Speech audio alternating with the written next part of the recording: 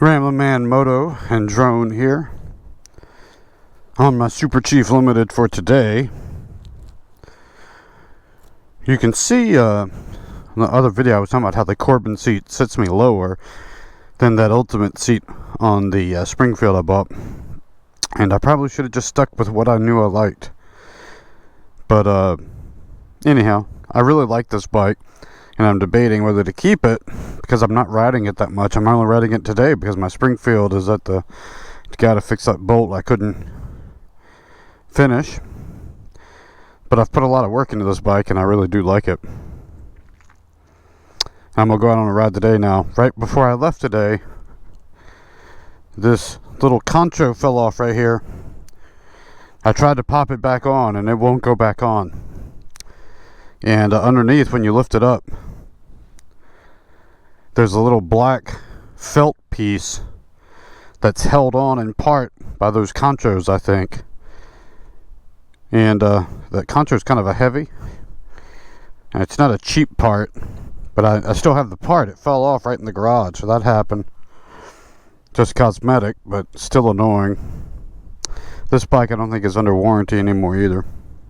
Not that that's that huge, but I'll see later if I can figure out how to get it back on. So we're going to go hit the road. I bet there's going to be a lot of people out today, and I got the drone with me today too.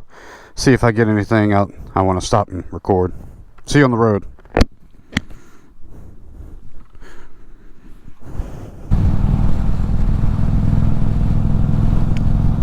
Alright, this is Ramblin' Man out on the road today.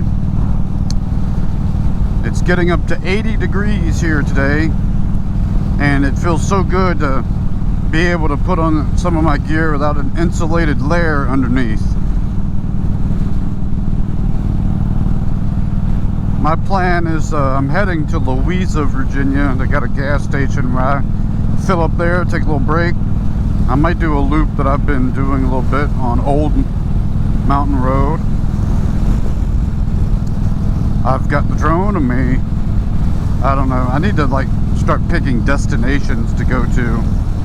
I saw on my drone page on Facebook, a Virginia drone group I'm on, there's an area that's Class G airspace, meaning I can fly the drone without prior approval, where boats come in and out of like a little harbor area. This guy was turning. I was hoping he was going to stay.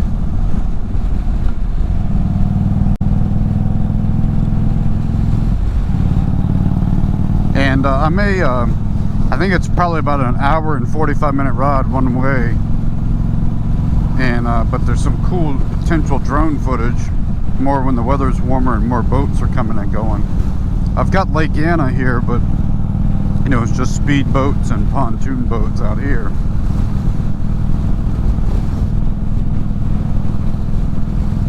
There's a guy in Florida who I used to watch his drone footage. He would follow the cruise ships as they headed out to sea a good mile with, you know, there's open footage, open area with the antenna can travel a good distance. Now, you're supposed to have line of sight and see your drone, which at that distance, it's very difficult in general to keep an eye on these small drones.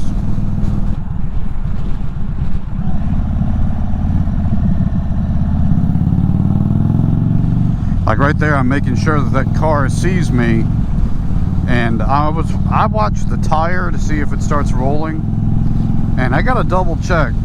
I'll look this up maybe before I post the video. I can't remember if they say you'll notice it quicker if you watch the front bumper versus the front wheel. I tend to watch the front tires. In that position, it would have been hard for me to see the front bumper. But you know, I'm looking to quickly see if there's eye contact made between me and that driver, but more so is the car moving. Eye contact, especially with people's sunglasses, can be very hard to determine, so you just gotta watch. And I've got a loud horn, so I highly recommend any motorcyclist to have a loud horn. The ones that come stock on these bikes sound like little midget cars here. And This one's a Denali sound bomb horn. And see if I can honk it when there's not somebody coming at me. See how this sounds.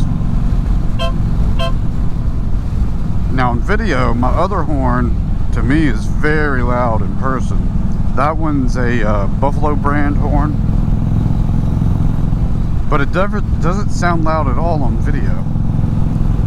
But in person, that one's really loud.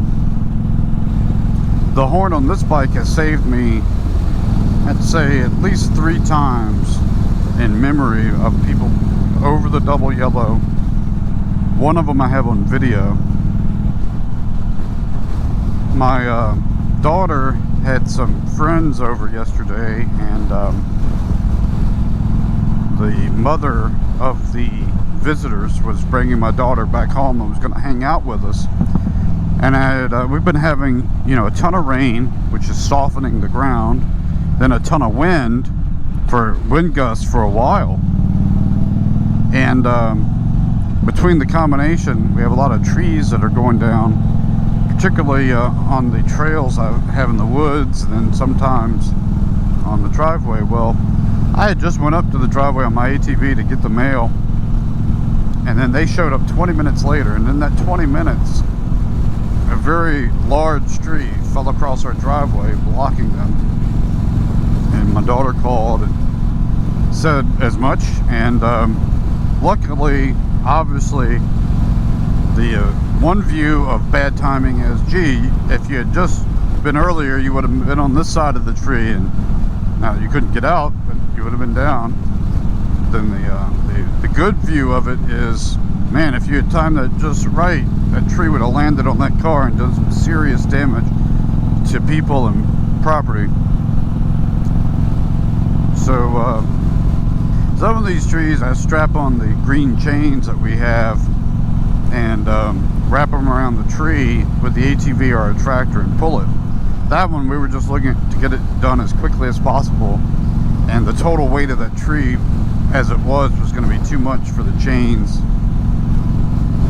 And got the chainsaw real quick and cleared it out. I'm really surprised I have not passed more riders out here today. This is kind of the main road to get people east and west. How often do you guys clean your helmets? I'm embarrassed to admit that I've almost never do it. I've done this helmet that I've owned from the start of riding maybe twice, taken it fully apart, hand wash the inner parts. I clean the visor anytime I'm riding from the start, and do it a couple times in the middle with a microfiber cloth I keep in the bags. But as far as the rest of the outside, the vents, the insides, I'm not very good about it. And I've set a reminder to myself to, you know, clean this one out. I noticed the front vent on this one has a ton of bugs in it, so I gotta look up the best way to clean the helmet. I read some threads last night that people said they use Pledge to clean the outside of the helmet. The times before, I just used warm water and soap. One of the reasons I don't do it more often is all these electronics with the headsets and the microphone for the GoPro. I just don't want to have to take it all apart.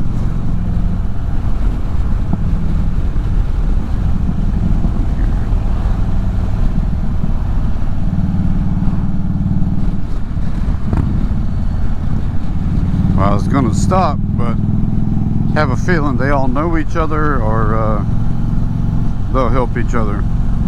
Got one car going 35 miles an hour in a 55 zone. That's a motorcycle up there. Oh lordy. A motorcyclist up there holding up everybody. Is that a motorcyclist or a little scooter? A little moped? I think that's like a little moped. I can't tell though. Not sure why they don't pass them then. Maybe it's a motorcycle just going slow. I think he's sitting in the middle. I think that's a motorcyclist. Must be a nervous one. 3, 4. I'm the 5th car. I got 5 cars holding up here in a 55 zone. No, I think that's a moped sitting in the middle. Alright, so one vehicle finally decided to pass that guy.